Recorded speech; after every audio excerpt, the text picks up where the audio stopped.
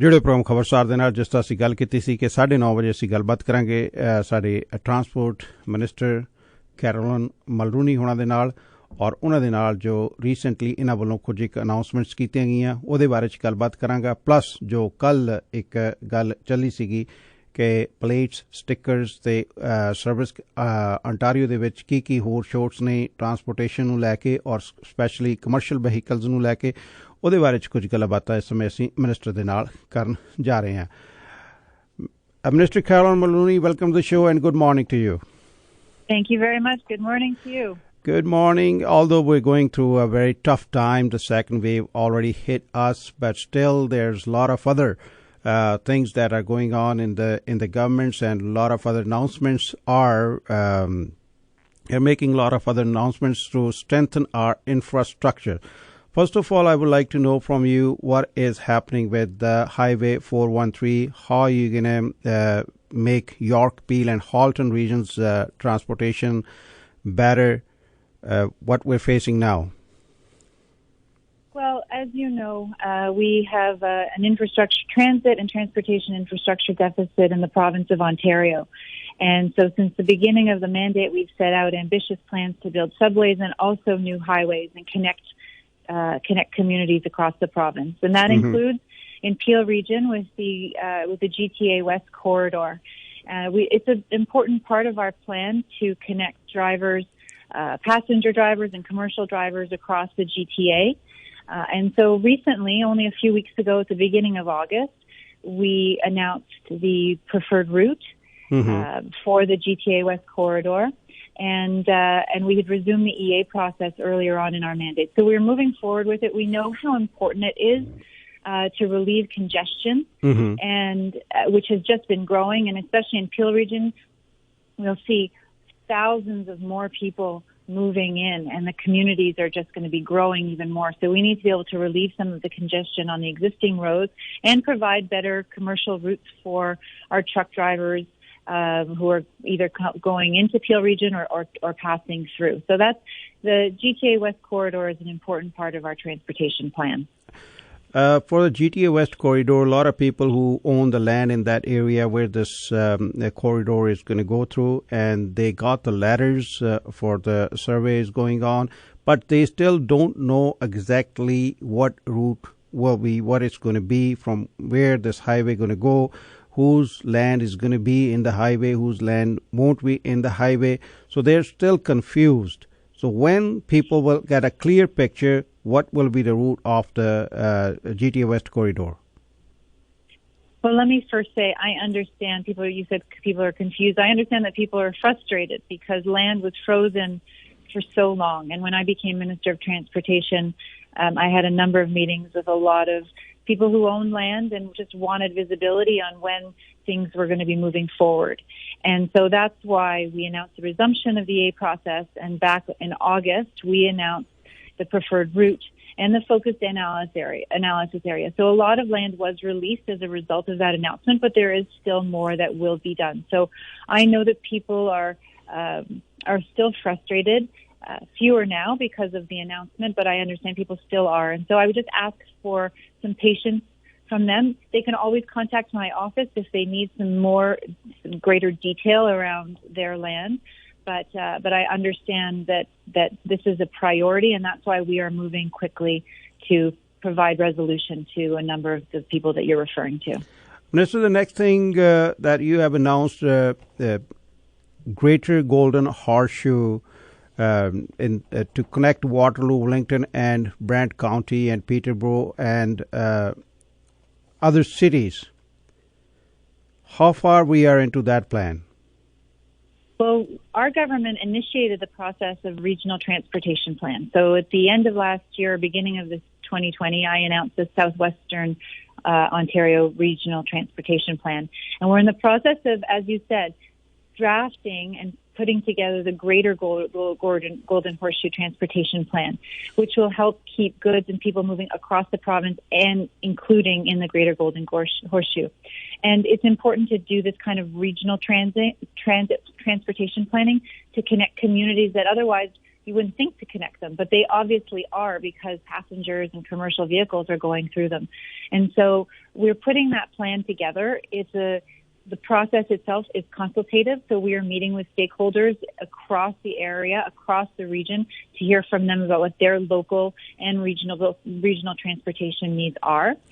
And then the results will be a complete plan, but it's one that won't be necessarily final because we will put together a series of action items, and then we will continue to consult with the community. And so those recommendations that will be part of the plan will evolve, and in response from what we're hearing from people in the community. So it's a very,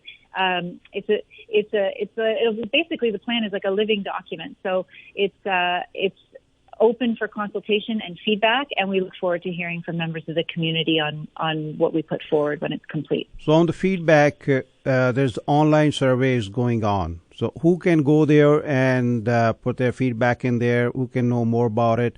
On this online survey, where they can find this online survey? Well, anybody can go online. Anybody, if you are someone in Ontario who uses our highways, our roads, stuck in traffic, want to see more transit, if you've got a view, we'd like you to fill out the survey because we don't know where the next great idea will come from. So we want to make sure that our planning is responsive to local needs. And the survey will be available on the Ministry of Transportation website. I don't have the specific link, but it will be available on the MTO website, and you would search for the Greater Golden Horseshoe Transportation Plan Survey. Another big announcement you made for the free Wi-Fi on the Go Transit, and when people will have that and how it's going to benefit commuters. Yes, well, it was great news. We announced it on Monday, and it was starting on Monday, that customers are able to access Go Wi-Fi Plus on all of our Go buses and about 50% of our trains. The rest of the trains will see Go Wi-Fi Plus available starting early 2021. But we're very excited about this announcement.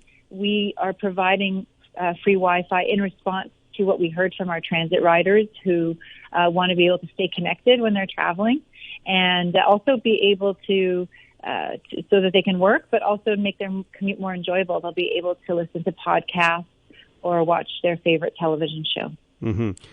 Minister, after giving a pause to the driver test, they resumed the services on September 8th. Do you think in the second wave they will be shut down again, or they will still continue to keep it open and keep on doing the driver license test? That's a great question. I wish I had a crystal ball. We don't know what the second wave is really going to look like. We're in one now. But what I can tell you is that the health and safety of Ontarians is our number one priority. So when back in March, when we were right at the beginning of the first wave, it was clear that we needed to shut down our drive test centers. You know, if you just think about going through an examination, you're in a car with a stranger in close proximity. And so for clients, for people who are coming to get their tests done, and also for the people who work for drive tests, we need to shut them down. But in the interim, since we've begun our reopening plan, drive test centers have implemented health and safety protocols that are stringent, and we're constantly ensuring that everything is clean and that we have protection in place. And so we're hopeful that we'll be able to proceed. We've reopened all drive test centers starting September 8th. We accumulated a big backlog, and so we have a lot of work to do. And so I'm hopeful that these protocols will be enough and we'll be able to proceed as we are now. If they're not enough, we will enhance them, and we're constantly revising. But if things progress and they require a shutdown, we won't hesitate to shut it down because we have to protect the health and safety of Ontarians. Yesterday, when I was doing my radio show, then I started taking some calls on air. Some truckers, they showed a concern about some of other truckers. They don't have that renewed sticker on their plates, and they're driving without it.